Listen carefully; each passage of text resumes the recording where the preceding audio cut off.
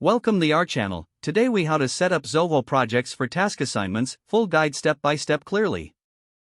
To get started with setting up Zoho Projects for task assignments, first, log in to your Zoho Projects account. Once you are logged in, navigate to the project dashboard.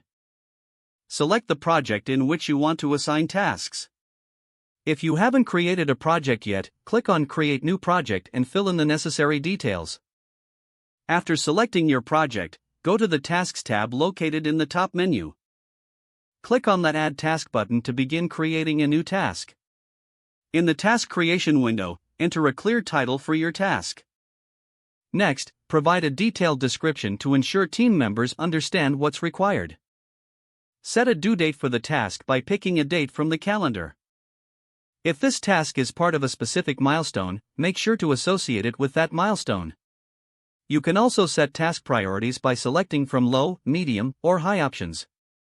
Now, proceed to assign the task to team members by clicking on the Assign to drop-down menu. Select the team member you want to assign the task to from the list.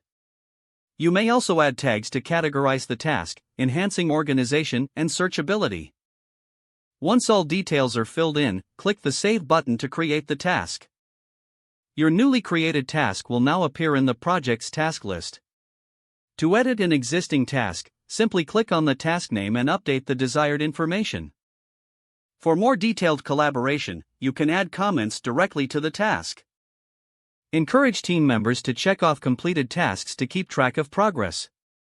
Regularly monitor the tasks dashboard to stay updated on all ongoing assignments. Adjust assignments and deadlines as necessary to ensure project timelines are met.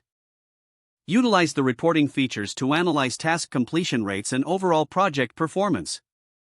With these steps, you're now equipped to effectively set up Zoho Projects for task assignments.